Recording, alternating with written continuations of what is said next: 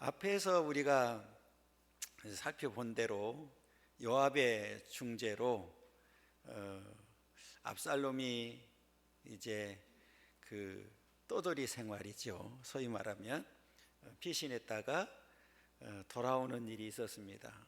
피신은 에조부 그술 땅에 이제 피신했다가 돌아오게 되죠.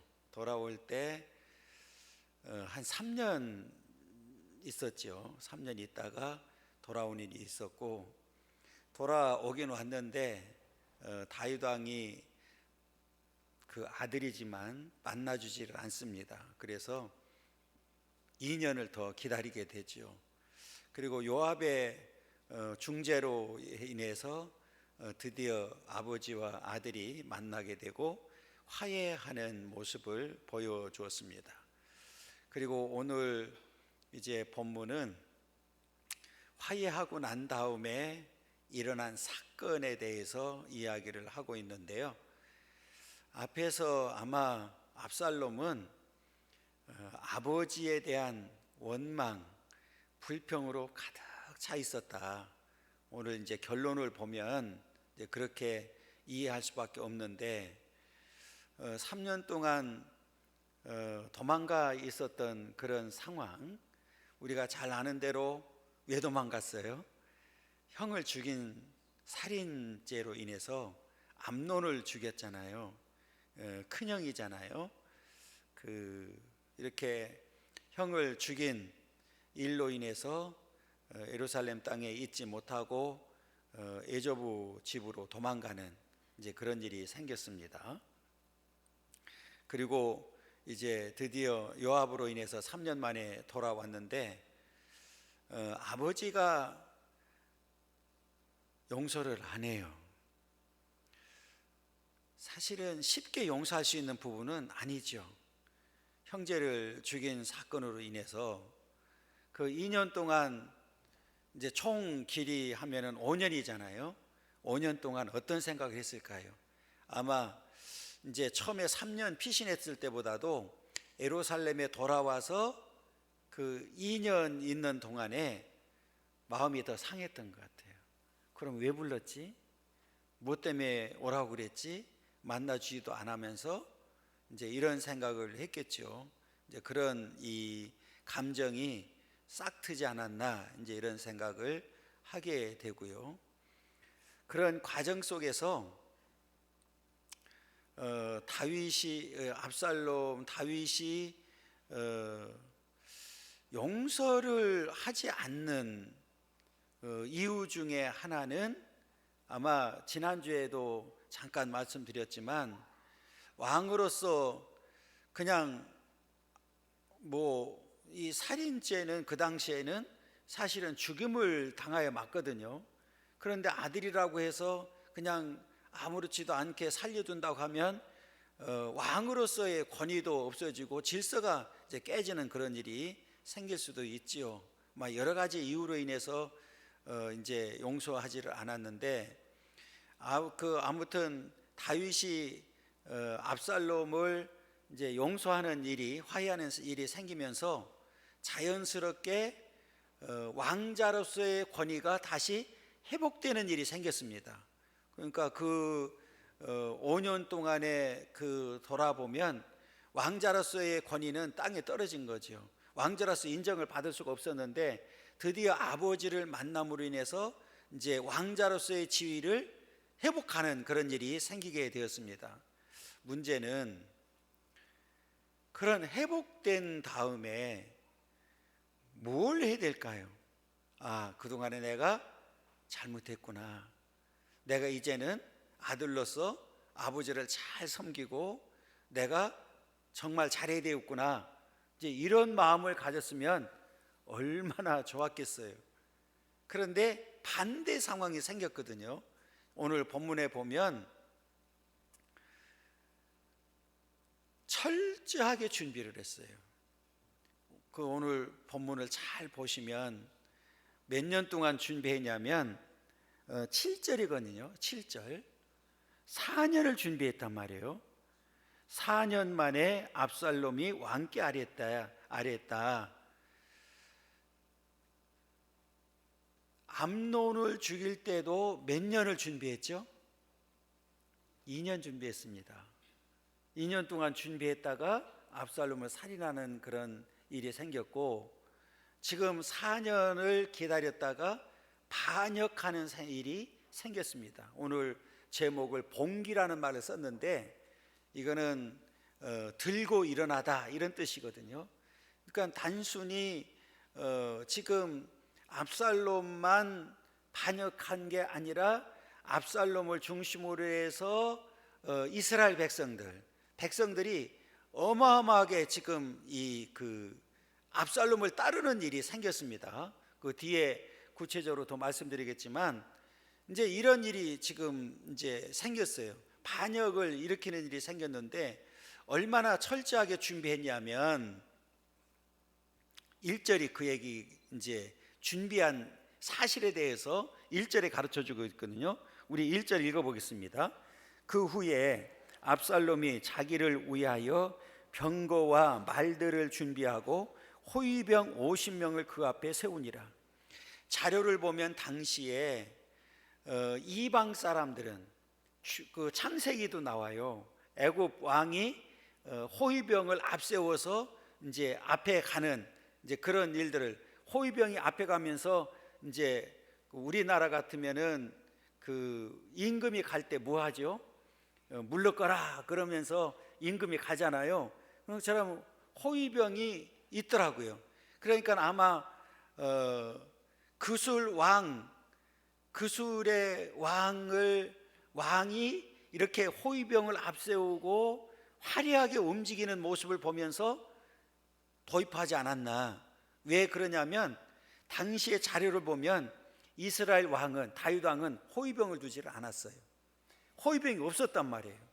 호위병이 없었는데 갑자기 호위병 50명까지 생겼다는 얘기는 철저하게 왕을 위해서, 오늘 본문에 나와 있는 대로 자기를 위하여 그랬잖아요. 압살롬이 자기를 위하여 왕이 되기 위해서 얼마나 철저하게 준비를 했는지 보여주고 있는데, 병거와 말들을 준비하고, 병거와 말들을 준비했다는 얘기는 지금 뭐를 준비했다는 얘기입니까? 전쟁 준비잖아요. 그럼 누구하고 싸우려고 전쟁 준비했을까요? 아버지하고 싸우려고, 아버지 군대와 싸우려고 지금 전쟁 준비를 한 거죠. 그리고 호위병을 50명을 그 앞에 세웠다는 얘기는 철저하게 준비를 했고 왕으로서의 기초적인 작업은 다 끝내놨다, 이렇게 보면 되거든요. 그러니까 4년 동안 철저하게 준비해서 오늘 이 반란을 일으켰다, 반역을 일으키는 역사를 이제 우리에게 보여주고 있는데, 그러면서 이제 그 압살롬이 두 가지를 합니다. 하나는 아버지를 자연스럽게 비방을 해요. 패역무도한 사람이죠. 사실은 아버지가 아들을 뭐 했습니까? 용서했잖아요. 그런데 여기서 문제는 다윗도 문제예요. 아들들을 바르게 가르치지 못했고, 잘못했으면 그 잘못한 대로 징계도 해야 되고 책망도 해야 되는데 그러질 못했어요. 지금 압살롬이 암논을 죽였을 때에도 마찬가지고, 지금 용서를 할 때에도 다른 조치를 취한 구절이 있어요, 없어요? 아무것도 없어요. 아이들을 어찌 보면 우리가 세상 말로 하면 방치하지 않았나. 성경을 보면서 저는 하나 깜짝 놀란 게 있는데, 다윗의 그 태도를 보면 열왕기상 1장 우리 5절부터 6절 한번 읽어보겠습니다. 507쪽입니다. 507쪽.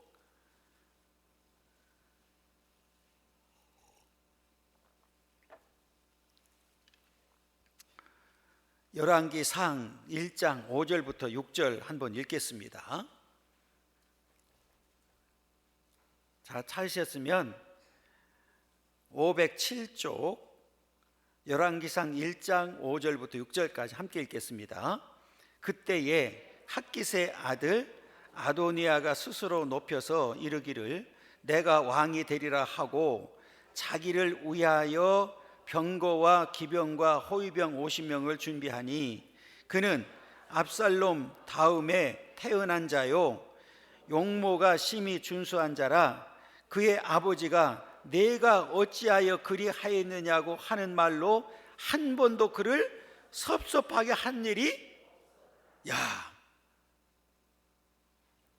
아니 어떻게 아무리 자식하고 부모와 자식 간이지만 섭섭하게 한 일이 없어요.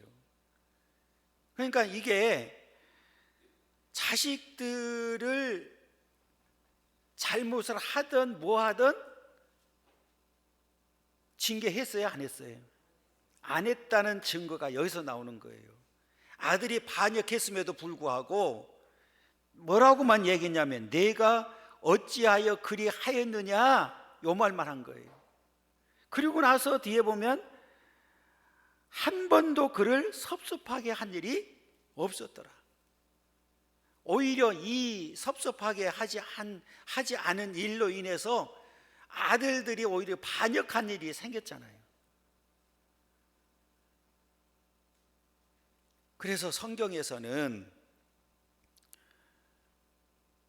때로는 교훈도 필요하고 징계도 필요하고 책망도 필요하고 잠언에서 쭉 이야기하잖아요. 우리 잠언 하나만 찾아보죠. 잠언서 13장 14절 924쪽입니다. 924쪽을 보면 13장 14절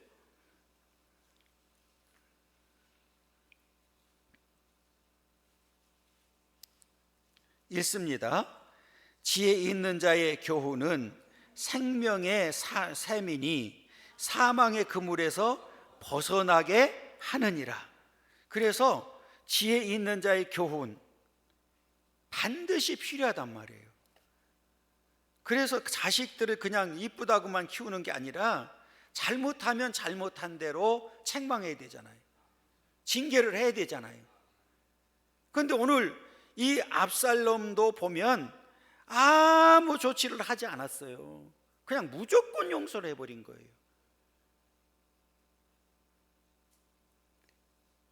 그러니까 그동안에 살아오면서 옳고 그름이 뭔지를 알지 못하는 거지요.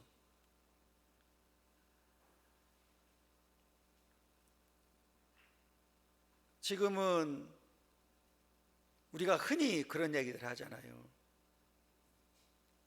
자식들이 우상이라고.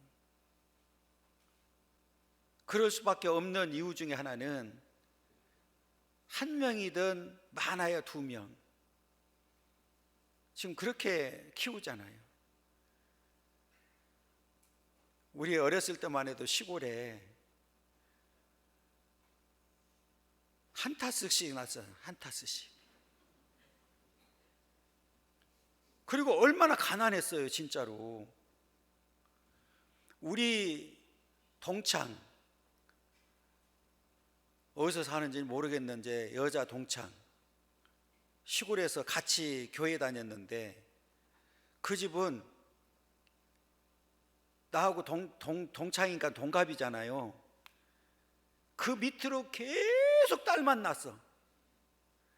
그러니까 어떻게 하든지 아들을 낳아야 된다고 그래서 정말 끝에 가서 아들 낳더만.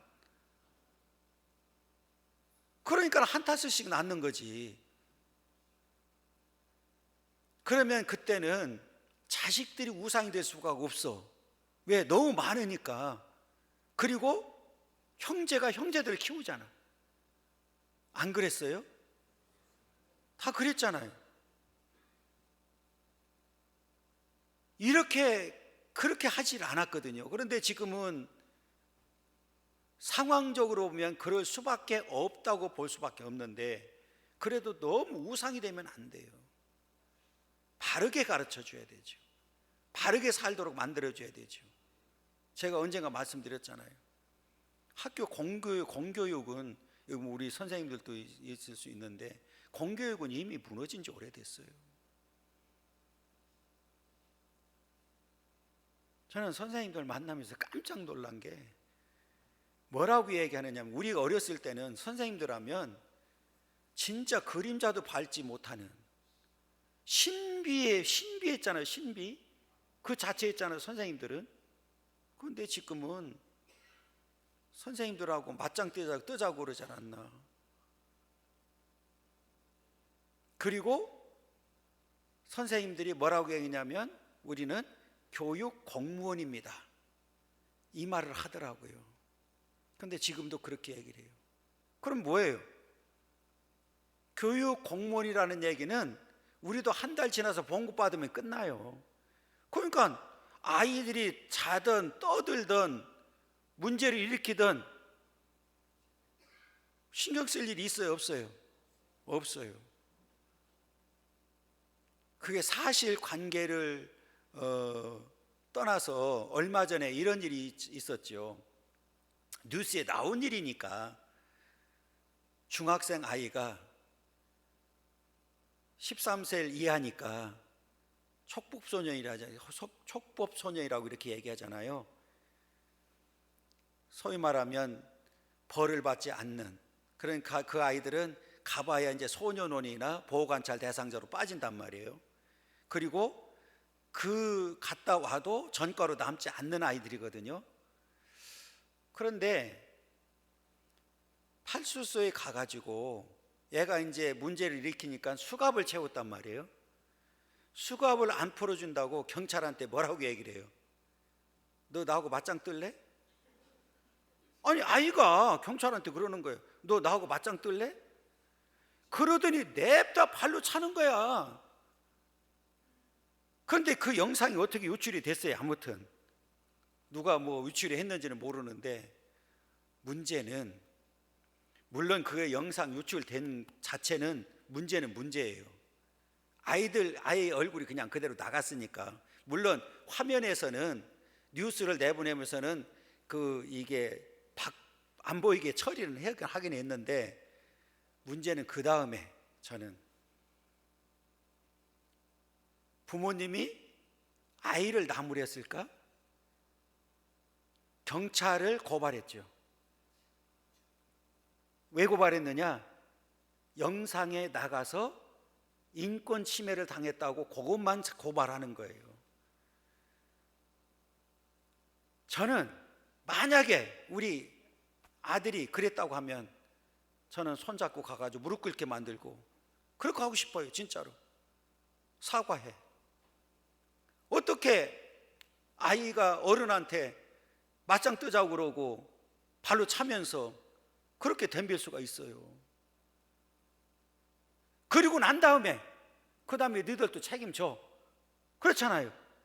선을 그렇게 했다고 하면 저도 이해가 하겠어요. 그런데 그 얘기는 없어요. 아이를 데리고 와서 사과시켰다는 말이 없어.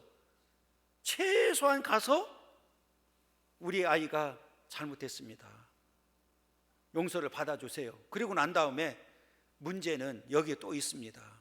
우리 아이도 잘못했지만 경찰서에서도 파출소에서도 잘못했습니다 하고 가야 되는 게 맞잖아요. 그런데 그거는 앞에는 다 잘라버리고 그냥 아이 영상 유출된 것만 가지고 나가서 하면 아이가 다음에 또 그런 일을 할까요? 안 할까요? 할 수밖에 없죠. 왜? 부모가 그렇게 만드는 거죠. 요거는 앞뒤 몰라요. 그냥 뉴스에 나온 것만 가지고 제가 판단을 했기 때문에 잘못하면 그분들 또 욕먹이는 일이 있을 수 있죠. 뭐 사과를 했을 수도 있고 안 할 수도 있는데, 뭐 했을 수도 있겠죠. 했으면 너무 감사한 일이고. 이렇게 가르치면 안 되죠. 오늘 다윗을 보면서 왜 압살롬이 반역을 하고 왜 또 그 밑에 아들이 또 반역을 했는지를 우리에게 보여주는 거예요. 아니, 섭섭하게 한 일만 생각하면 안 된다니까. 잘할 때는 아이들이 좋을 수 있죠. 예, 내가 뭐 사람을 죽여도 아니 상관이 없고, 뭐 누구를 때려도 상관이 없고, 어떤 일을 해도 상관이 없고, 아무것도 안 한다고 하면 아이들은 방치하는 일이고 결국은 커가지고 문제를 일으킬 수밖에 없죠. 그래서 우리는 성경을 가지고도 가르쳐야 되고, 그래서 아이들을 그 잠언서 있잖아요. 잠언서를 많이 읽히고 외우도록 만드는 일도 하나의 방법입니다. 잠언서에 보면 그 교훈이 어마어마하게 나오기 때문에 잠언서만 가지고 교육해도 된단 말이에요. 근데 오늘 본문을 잘 보세요. 그러니까 문제는 여기 있는 거예요. 자, 그러면서 또 하나는 오늘 성경에 보면 백성들의 마음을 훔쳐버렸어요. 아버지를 자연스럽게 비난하는데 뭐를 비난하냐면, 앞에 8장에 보면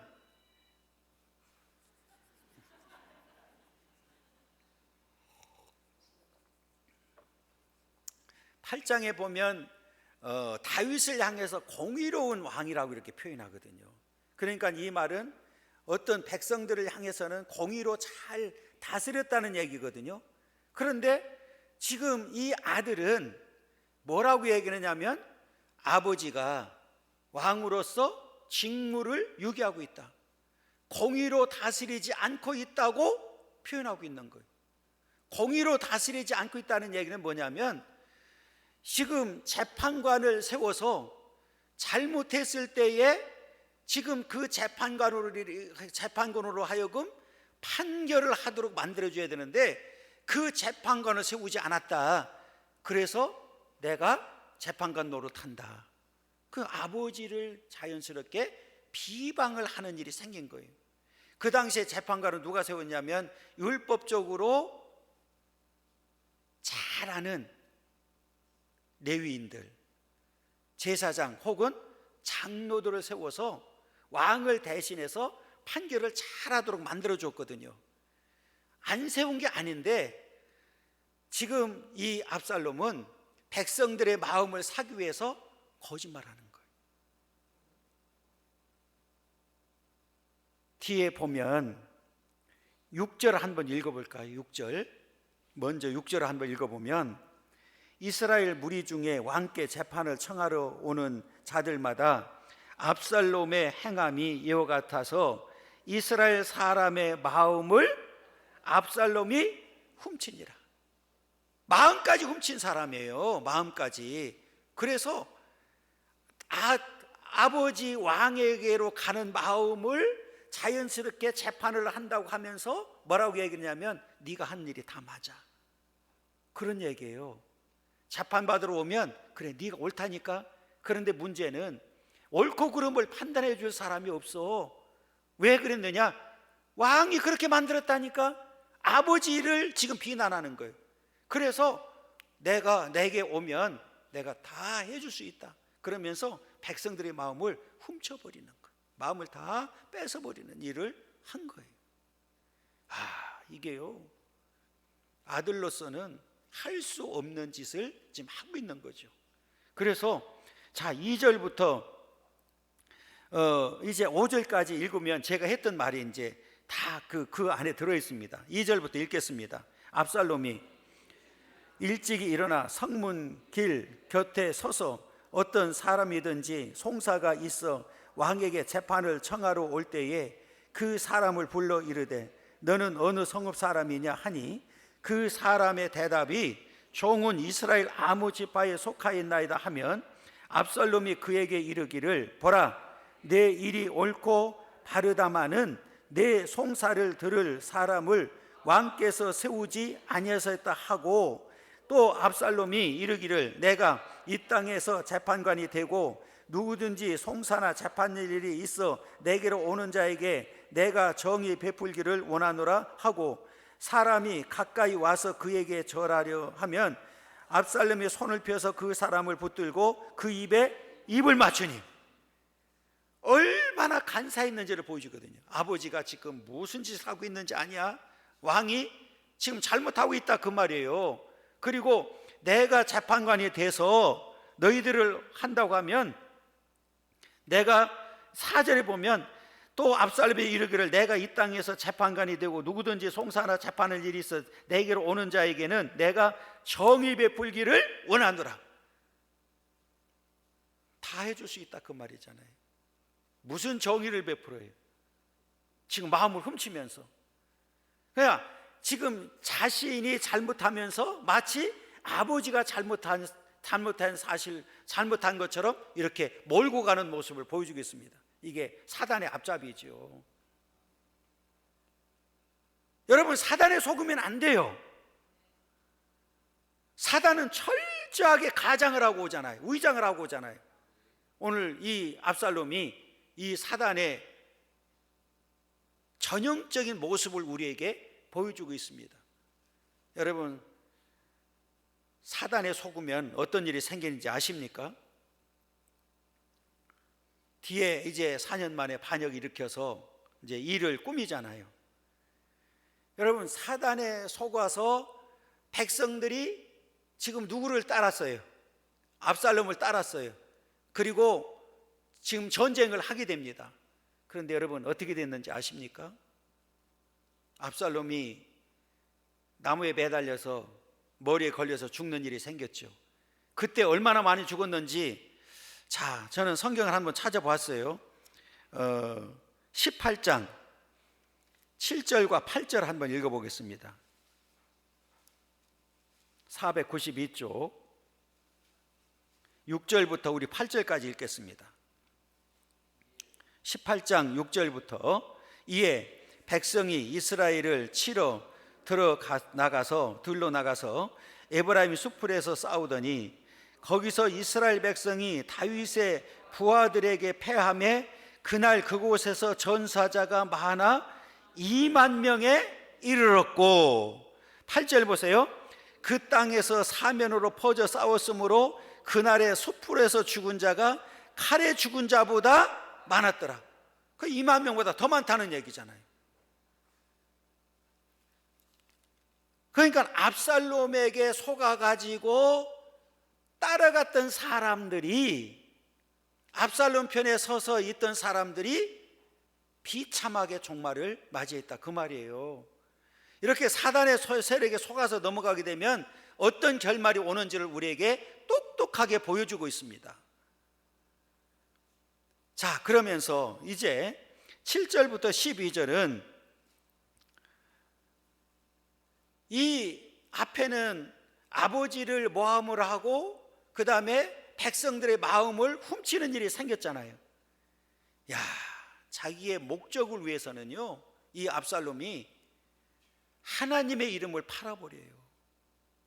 하나님의 이름을 도용합니다.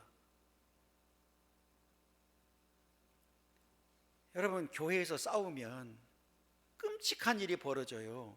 그게 무슨 일이냐면 서로가 누가 옳다고? 모두가 다 하나님의 이름을 팔잖아요.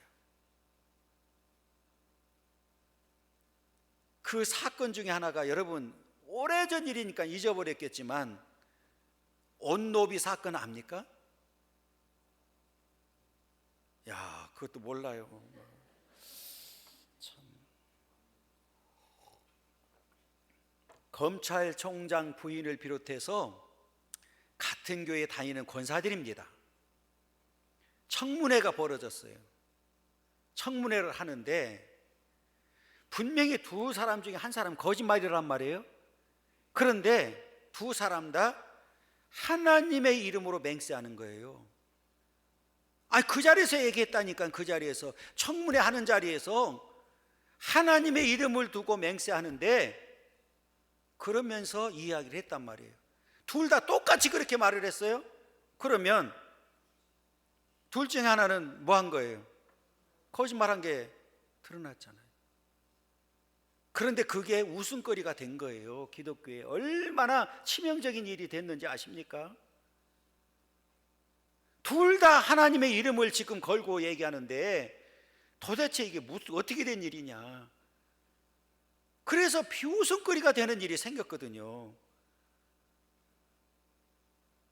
오늘 또 본문에 보면 지금 왕이 되기 위해서 헤브론으로 갑니다. 전국에 핵심들을 다 심어놓고 나팔 소리가 울리면 이제 헤브론에서 압살롬이 왕이 되었다고 선언해라 이러면서 들고 일어나라는 얘기죠. 소위 말하면. 그래서 앞에 그 제목을 봉기라는 말을 썼어요. 이 봉기는 들고 일어나다 이런 뜻이니까. 그런데 우리가 잘 아는 대로 다윗은 철저하게 누구를 섬기는 사람이에요. 하나님을 섬기는 사람이잖아요. 내가 구술 땅에 있을 때에 하나님께 서운한 게 있는데 내가 그걸 갚기 위해서 하나님을 내가 섬기겠다고 마음먹기 때문에 내가 하나님을 섬기기 위해서 내가 서약한 일을 갚기 위해서 헤브론으로 가야 되겠습니다. 그러니까 아버지가 얼마나 좋겠어. 얼마나. 그렇잖아요. 그러니까 이 압살롬은 아버지의 신앙을 이용을 했고 하나님의 이름을 도용하는 일이 생겼어요. 그게 7절부터 나와 있는 12절까지 내용이거든요. 자, 먼저 7절부터 8절까지 한번 읽겠습니다.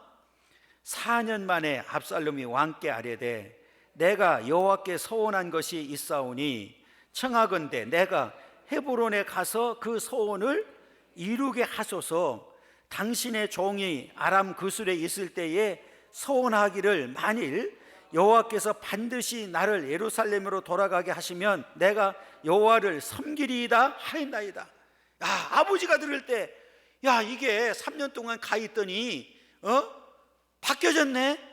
하나님 앞에 서원을 했다고? 내가 반드시 예루살렘에 돌아가면 여호와를 섬긴다고? 이런 결정을 했다고? 그럼 빨리 가. 그게 이제 9절이에요.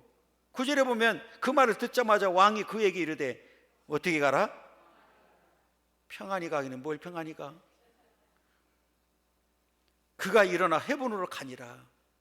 여러분, 자기 목적을 위해서 세상의 아버지를 반역하기 위해서 우리가 1절에 봤던 대로 병거와 말들을 준비하고 호위병까지 다 준비해 놓고 뒤에 보면은 각 이 지역의 사람들을 다 심어 놓고 그리고 난 다음에 지금 헤브론으로 간다고 아버지한테 거짓말로 지금 말하고 있는 거예요.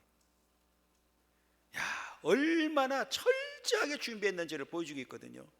여러분, 하나님의 이름을 함부로 올릴 수가 없잖아요. 당시에 이스라엘 백성들은 여호와 이름을 부를 수가 없어서 아도나이라고, 나의 주인이라고 하는 뜻을 아도나이라는 말을 썼단 말이에요. 여호와라고 하는 이름조차도 부를 수가 없었는데 지금은 이 압살롬은 여호와 이름을 도용하고 팔아버리는 모습을 보여주고 있습니다. 어떤 경우라도 여호와 이름을 망령되이 일컫는 사람은 살 수가 없어요. 반드시 하나님의 심판을 받게 되어 있습니다. 거짓말했어요. 평안히 가라고 이렇게 얘기를 합니다. 10절 보세요. 이에 압살롬이 정탐을 이스라엘 모든 지파 가운데에 두루 보내 이르기를 너희는 나팔 소리를 듣거든 곧 말하기를 압살롬은 헤브론에서 왕이 되었다 하라 하니라 그랬어요. 다 준비해 놓고 다 심어 놓고 나팔 소리가 울리면 누가 왕이 되었다고? 자기가 왕이 되었다고 선언해 버리래요. 세상에 아버지를 반역하는, 우리나라 역사도 보면 가끔 그런 일이 있잖아요. 그렇죠? 모사꾼들에 의해서. 그런데 문제는 더 마음이 아픈 일은, 다윗의 입장에서 볼 때 더 마음이 아픈 일은 그동안의 모사로서 다윗을 그렇게 도왔던 아히도벨이 반역을 합니다. 아히도벨마저 누구 편에 서요? 압살롬 편에 서서 모사 역할을 합니다. 뒤에 이제 성경을 보면 후세라고 하는 사람이 그 사실을 알지 못했다고 하면 아마 큰 반역 사건으로 인해서 다윗도 위험에 빠질 수 있었는데 후세라는 사람이 눈치를 채고 그 일을 막아버리는 일이 생기게 됩니다. 다시 말하면 하나님은 이 다윗을 통해서 신정 왕국을 이루기를 원했기 때문에 아무리 압살롬이 철저하게 지금 반역을 준비했다 할지라도 성공할 수 있었느냐? 없었다 그 말이에요. 왜? 하나님의 뜻을 거스른 일이었기 때문에 그렇습니다. 누구든지 하나님의 뜻을 거스르는 사람은 망할 수밖에 없다는 사실을 우리에게 말씀을 통해서 분명하게 가르쳐주고 있습니다. 11절을 보면 그때 청함을 받은 200명이 압살롬과 함께 예루살렘에서부터 헤브론으로 내려갔으니 그들은 압살롬이 꾸민 그 모든 일을 알지 못하고 그저 멍청한 거예요. 그 아무것도 모르고 따라갔다가 뒤에 우리가 2만 명이 죽을 때 죽었을까요? 안 죽었을까요? 핵심이잖아요. 핵심. 더더군다나 일반 백성들도 아니고 지금 왕을 호위해서 지금 가는 그런 일이 있었기 때문에 그 압살롬을 따라서 이 헤브론까지 갔던 사람들이기 때문에 죽는다고 하면 1순위죠. 1순위. 그렇잖아요. 아무것도 모르고 따라갔다고 하는 이 사람들. 그리고 앞에 말씀드렸던 대로 아히도베까지 12절에 그 얘기거든요. 제사 드릴 때에 압살롬이 사람을 보내 다윗의 모사 길로 사람 아히도베를 그의 성읍 길로에서 청하여 온지라 반역하는 일이 컸감에 압살롬에게로 돌아오는 백성이 뭐 있어요? 많아졌어요. 그런데 우리가 잘 아는 대로 그 많았던 사람들이 비참한 종말을 맞이했다는 사실입니다. 여러분, 어떤 경우라도 하나님의 뜻을 거스르는데 앞장서는 어리석은 미련한 자들이 되지 않기를 원합니다. 우리는 언제든지 하나님의 뜻에 합당한 삶을 살아야 되고 그래야만 하나님께로부터 인정받는 삶을 살게 되죠.